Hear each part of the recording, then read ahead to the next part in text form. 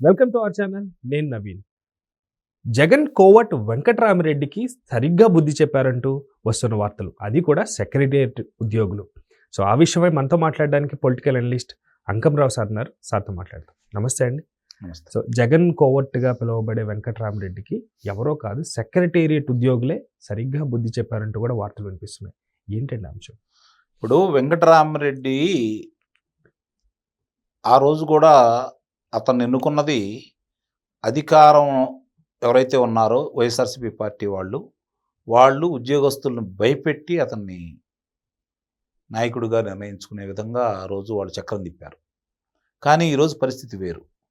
అతన్ని నాయకుడిగా ఎన్నున్న తర్వాత ఉద్యోగస్తుల సమస్యల గురించి పట్టించుకోకుండా వైఎస్ఆర్సీపీ పార్టీకి అనుబంధంగా ఉద్యోగస్తులను తయారు చేసే కార్యక్రమంలో భాగంగా అతను చేసినటువంటి కార్యక్రమాలన్నీ కూడా ఈరోజు ఉద్యోగస్తులు అందరూ గుర్తించారు. కాబట్టి ఈరోజు అతను చిత్తుగా ఓడించడం కూడా జరిగింది.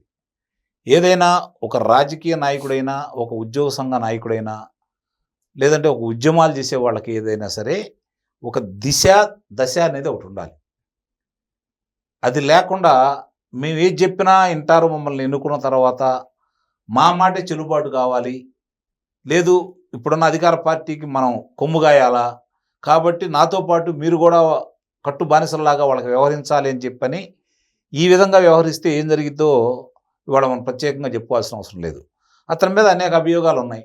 అలాగే వాళ్ళ శ్రీమతి ఆ పార్టీతో అంటగాగుతున్న విషయం కూడా అందరికీ తెలుసు.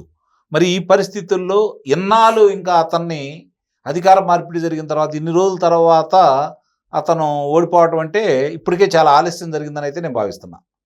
ఎందుకంటే చూస్తూనే ఉన్నాం, ఈ కూటమి ప్రభుత్వం వచ్చిన తర్వాత ఉద్యోగస్తులకి వాళ్ళు పెట్టినటువంటి 30,000 కోట్ల రూపాయల బకాయిల్లో 12,000 కోట్ల రూపాయలు కూడా తీర్చేసింది. కొన్ని అంశాలు కూడా మొన్న సామరస్యంగానే పరిష్కారం అయినాయి. గతంలో వీళ్ళు ఏదైతే కోరుకున్నారో వాటికి విరుద్ధంగా ప్రభుత్వం చేసినా కూడా నోరు మెదపలేని పరిస్థితి. ఈ నాయకులుగా ఉండి వాళ్ళ దగ్గరికి వెళ్ళేసి ప్రభుత్వం ఏదైతే తీసుకొచ్చిందో దానికి అనుగుణంగా ఒప్పేసుకొని బయటకు వచ్చిన తర్వాత సంఘ నాయకులు కాబట్టి వాళ్ళు సంతకం పెట్టిన తర్వాత అది చెల్లుబాటు అయ్యే విధంగా ఉండేది. ఆ రోజు ఎవరు ప్రశ్నించేది లేదు. ప్రశ్నించిన వాళ్ళని ఏం చేశారు, సూర్యనారాయణ కావచ్చు, చూస్తూనే ఉన్నాం. ఇక్కడ అధికార పార్టీ అండదండలు ఉంటే అరాచకం ఎలా చేయొచ్చు అని చెప్పిన వెంకటరెడ్డి కూడా చూపించాడు. పిహెచ్డి చేసినట్టే, అందులో అనుమానమే లేదు. కాబట్టి ఇక్కడ జరుగుతున్నటువంటి ప్రతి పరిణామాన్ని కూడా గమనించిన వాళ్ళే ఈరోజు అతన్ని చిత్తుగా ఓడించడం కూడా జరిగింది. ఇది ఏ ఉద్యోగ సంఘాన ఏ నాయకులకైనా సరే ఇది వర్తిస్తుంది.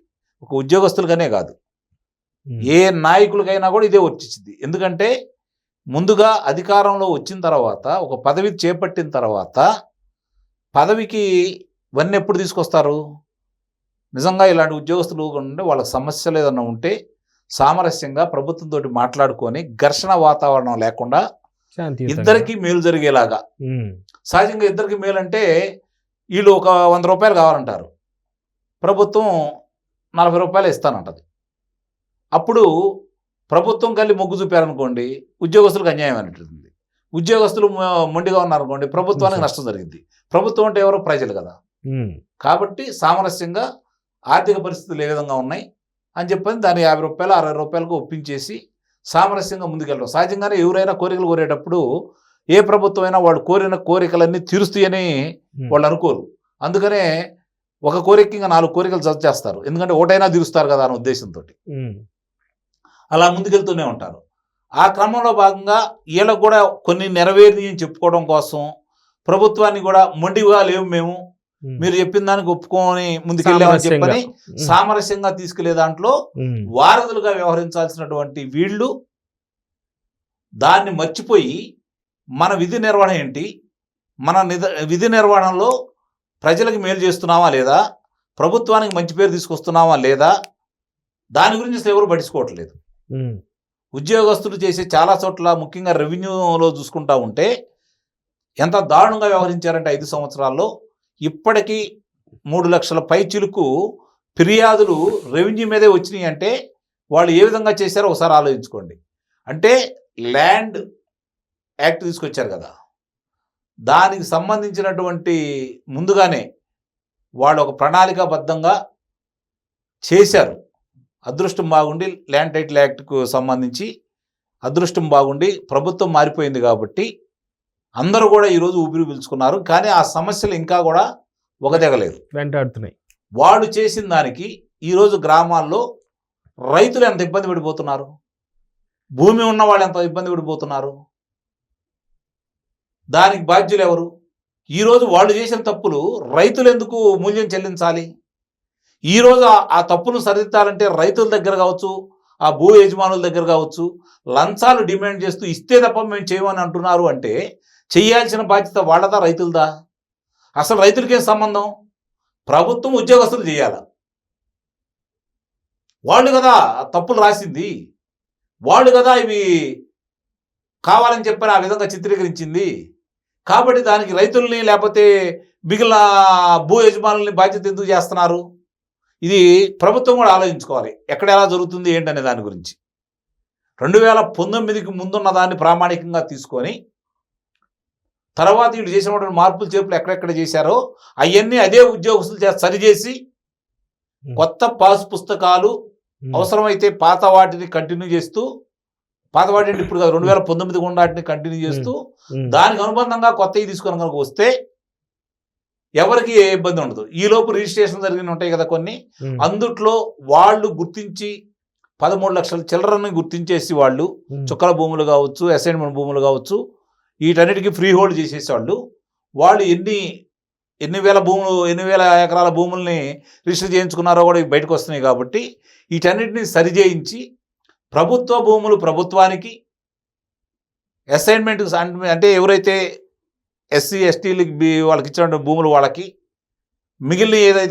మిగిలినటువంటి దేవాదాయ కావచ్చు, ధర్మాదాయ కావచ్చు, ఇలాంటి వాళ్ళకందరికి కూడా సత్రం మాన్యాలు అంటారు వాటికి కావచ్చు, వాటి భూములు వాటిని డిక్లేర్ చేయించేసి మిగిలిన రైతుల భూములు వాళ్ళకు సంబంధించినంత వరకు భూ యజమానులందరికీ కూడా వాళ్ళకి గనక ఇవ్వగలిగితే నిజంగానే ఈ ప్రభుత్వానికి తిరుగుండదని అయితే నేను భావిస్తున్నాను.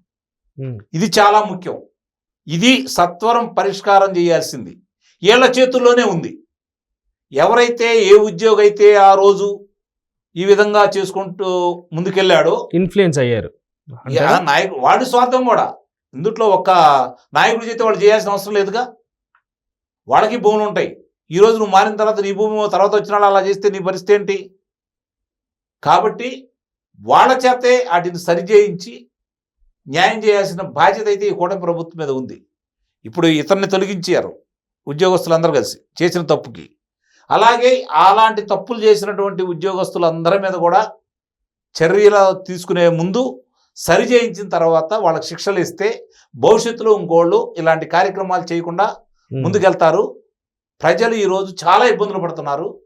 అది చిలికి గాలివాన కాకుండా దాన్ని ముందుగానే అడ్డుకట్ట వేయగలిగితే ఈ కూటమి ప్రభుత్వం వాళ్ళు అనుకున్న సక్సెస్ అయినట్టే. లేదంటే అసంతృప్తి అనేది అది చాలా దావానంలో వ్యాపిస్తూ ఉంటుంది.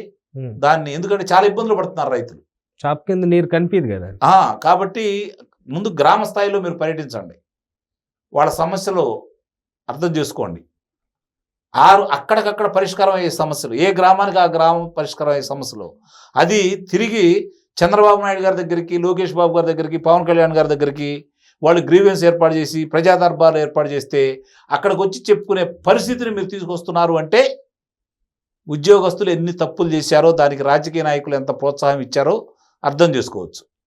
కాబట్టి ముందుగా దాన్ని పరిష్కారం చేయాలి అంటే ఎక్కడ ఎవరైతే దానికి బాధ్యులైనటువంటి ఉద్యోగస్తులు ఉంటారో వాళ్ళ ద్వారానే సరి చేయించాలని చెప్పని ఇప్పుడు ఎన్నికైన ఎవరైతే ఉన్నారో ఈ సంఘ నాయకులందరూ కూడా దీని మీద దృష్టి పెట్టి మీ సభ్యులకు చెడ్డ పేరు రాకుండా, ప్రజలకు ఇబ్బంది కాకుండా, ప్రభుత్వానికి మేలు జరిగే విధంగా, ప్రజలకు మేలు జరిగే విధంగా మీరు చేసుకోవాలని చెప్పని మనస్ఫూర్తిగా కోరుకుంటాం. సో ఒక్క మాటలో చెప్పాలంటే లేట్ అయినా కానీ ధర్మమే గెలుస్తుందంటారా? ఇప్పుడు అదే జరిగింది అంటారా? ఇప్పుడు అవన్నీ పాత సామెతలండి. ఈరోజు ఒక సమస్య ఉందని చెప్పని న్యాయస్థానానికి వెళ్తారు, వాళ్ళు చనిపోతారు, వాళ్ళ పిల్లలు కూడా చనిపోతారు, తర్వాత తీర్పు వస్తుంది. ఏమి న్యాయం గెలిచినట్టు చెప్పండి? ఎవరికి న్యాయం జరిగినట్లు? ఎవరికి న్యాయం జరిగినట్లు? అది కాదు కదా. మీ చేతుల్లో ఉన్నటువంటి సత్వరం పరిష్కారం అయ్యే సమస్యల్ని ముందు పరిష్కరించండి. ప్రభుత్వం పరిష్కారం చేయలేని సమస్య అంటూ ఏది ఉండదు. జటిలమైన సమస్య ఉంటే ఎందుకు ఆ విధంగా అయిందని చెప్పని అర్థమయ్యే రీతిలో అందరిగా చెప్తే అందరూ సర్దుకుంటారు. ఎప్పుడైతే రాజకీయ నాయకులు, అధికారులు, లాయర్లు జోక్యం చేసుకుంటారో అప్పుడే ఏ సమస్య అయినా జటిలమైంది. పరిష్కారం చేయాలని ఇలా ముగ్గురికి కనుక ఉంటే ఎక్కడికక్కడ పరిష్కారం అయింది. ఇది గమనించుకోవాలి. Thank you sir, thank you so much అండి.